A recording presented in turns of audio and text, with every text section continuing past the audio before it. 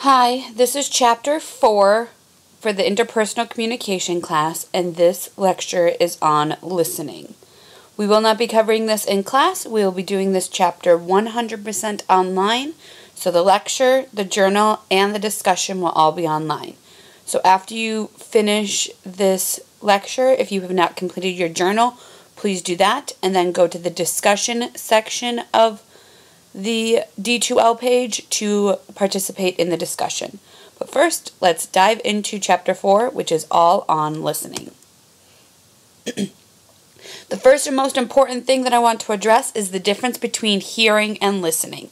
A lot of people think that hearing and listening are the same thing, but in fact they are different. As a matter of fact, hearing is just a small part of the listening process. So hearing is the first step of the listening process, and it is literally the simple act of sounds entering your auditory passages. So as soon as any form of sound goes into your ear, you are hearing it. Even if you are asleep, you are still hearing it, which is why you will wake up when a baby cries or an alarm goes off, because you will still hear it. But until you go through the steps of the listening process, you are not actually listening. So listening is a psychological process of trying to understand what you've heard. So hearing is the noise coming in, listening is actually processing it and trying to understand what it is that you heard. So there are 5 steps to the listening process. First step is what we've already covered. Stage 1 is hearing. That's when the messages come into your ears. Step 2 or stage 2 is attending, and that is when you make the choice to process the information that you heard. So you hear a noise come in your ear, you decide to pay attention to what that noise is, you are now attending to it. Which then leads to stage 3, which is evaluating. So evaluating is the stage where you assign the messages that you heard and paid attention to some sort of meaning. So it could be you right now listening to the words that I am saying. You are hearing them, then you're choosing to listen to them, and then now you are giving them meaning, assigning them understanding. This is where you decide what you're hearing, you give a name, or you start going through the process of actually evaluating what you have heard. That brings you to stage 4, which is retaining. So you have to, in order to be an active listener, you have to retain, even if it's for a short period of time, the messages that you heard. So you have to retain or remember them long enough to be able to get to step 5, which is responding. But in the retaining stage, it could be something that you will remember the sound for the rest of your life, or it could be something you remember for 2-3 seconds, but you have to remember it. So when you are sitting there and your parents are talking to you and you're not paying attention to what they're saying, it's just kind of going in one ear and out the other, you might be hearing and attending and maybe even evaluating it, but you're not retaining it long enough to assign it to be able to complete the listening process, which is completed when you complete stage 5, which is responding. So in some way, shape, or form, you will be responding to every single thing that you choose to listen to. It could be singing along, it could be a verbal response, it could be a nonverbal response like a head nod or what have you. Right now, every single person who's listening to this lecture is in some way responding to the messages I am sending. You might be yawning, you might be looking at the time, you might be doing work, you might be taking notes, you might be ignoring me. Every single one of these is a form of response. And just because I am not physically there to see what the response is, does not mean that you are not responding in some way, shape, or form. So this brings us to the idea that in order to be a good active listener, you have to give your complete attention to the sender and the message that they are sending. However, there are tons of things that exist out there to try to distract us or stop us from being able to actively listen. The first one that we covered way back in Chapter 1 was noise, and hopefully you remember that there's psychological noise, physiological noise, behavioral noise, and environmental noise. But then there's other things outside of noise which are reasons why we don't listen or we don't actively listen. So the first one is we like to talk. As human beings, we like to talk, or we like to craft what we're going to say.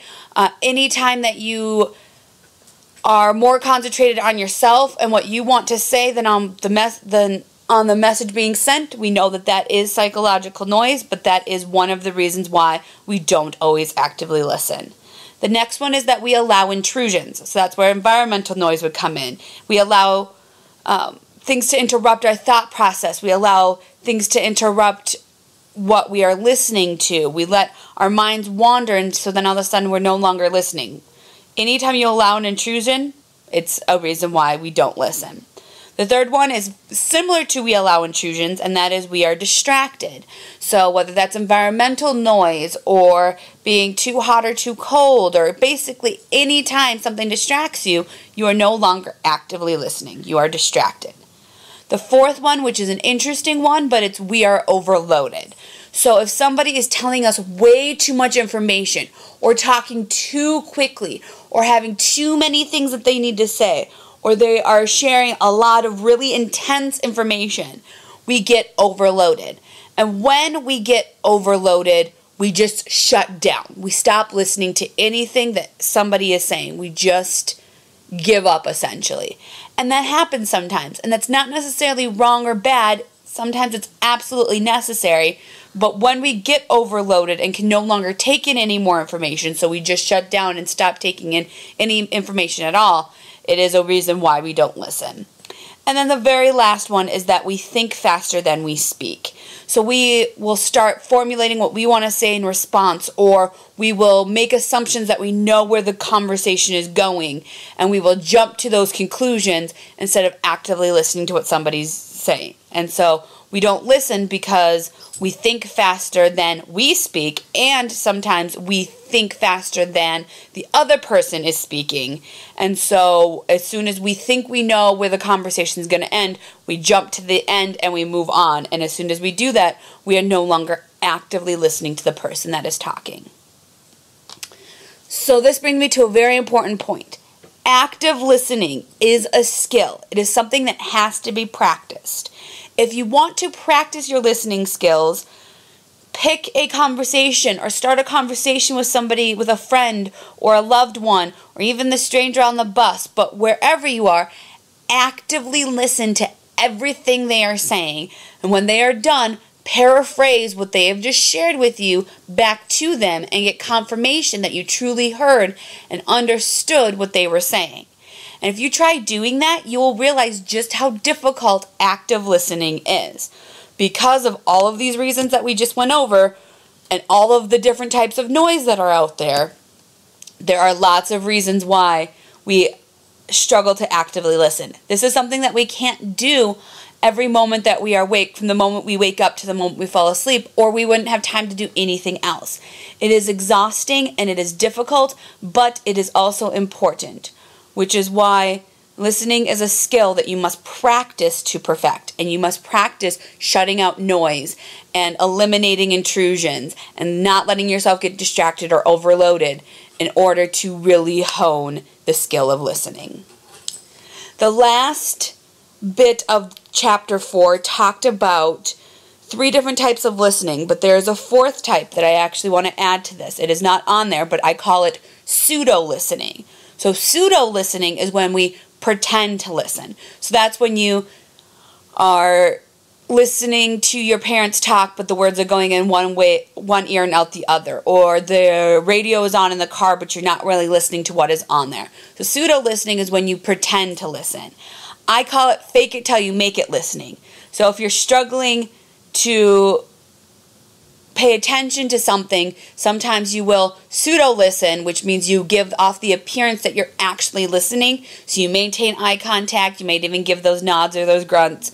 Everybody does it, and it's not the best way to listen, but if you are a really good pseudo-listener so that the other person thinks that they're still being heard, sometimes it will allow their needs to be met, even if what they really want from you is to actively listen. It's still better than you being giving off the appearance of a poor listener. But But that being said, pseudo-listening is something you want to try to avoid doing, because then as soon as you're asked a question about what you were supposed to be listening to, you're caught in a lie, you're caught in the pseudo-listening, and that can create a whole slew of other problems. So that's the bad form of listening that I didn't even put on the PowerPoint because I didn't want you guys to focus on that form of listening, because it's one that you should try to avoid doing. Instead, there are 3 other main types of listening that are out there. You have deliberate listening, which is when you listen for a specific purpose. This is what you do in lectures, or when your boss is telling you something at work, or you're listening to a song on the radio. It's when you have a specific reason for choosing to listen to someone or something. The second form of listening is empathic listening. So that's listening for an emotional response. This is when you listen to your friend tell a story about how they broke up with their significant other, or somebody's telling you about how their fiance proposed to them. Anytime that you're listening and it's evoking emotional responses from you, whether they're good or bad, that is empathic listening. The third form of listening that the chapter covers is participatory listening. That's when you are listening to be part of the communication process.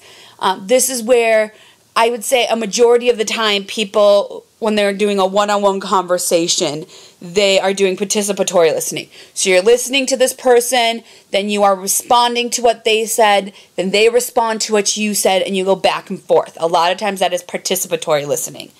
Under participatory listening is paraphrasing, which is where you repeat back in your own words what you have just been told. And anytime you can paraphrase something, especially if what you are being told is something that's really intense or really important to the person sharing it with you, it's going to improve the communication process, because it's going to get the confirmation that you are hearing what you think you're hearing and that you're understanding what the other person is saying. And if what you paraphrase back isn't what that person is trying to convey, then you can clear up that miscommunication before it becomes a bigger deal or it goes beyond that point. So with that being said, if you have not completed your Chapter 4 journal yet, please do that. Then also make sure that you get the discussion posts. A reminder that you are required to do 2 discussion posts, a minimum. So you must post an original discussion post that nobody has talked about yet. So it has to be an original discussion post. So I don't want 4 posts about hearing versus listening. Once one person has posted about that, that is it. That's all you can. That's the only person who can have the post about hearing or listening. So if you have something you want to share about hearing and listening, you have to respond to that person's post. So in order to get full credit on the discussion posts, you must have an original post of your own, and you must respond to at least one other person's post. You're welcome to do more than that, but that is the minimum that you must do to get those discussion posts. So those 3 things, this lecture, the journals, and the discussion posts are all due by this Saturday, October 3rd at 8 a.m. Then by the next time we meet, which is on October 10th, you are also required to do journals chapter 5 and 6. We'll lecture and discuss them in class, so there's no lecture for you to watch. And you must complete the exam review, which shall be posted here shortly. If you have any other questions or concerns about the lecture or the chapter, please post them in the discussion post. Otherwise, if you have a question for me specifically, please feel free to email me. Thank you for all your hard work in this semester, and I look forward to seeing you all on the 10th.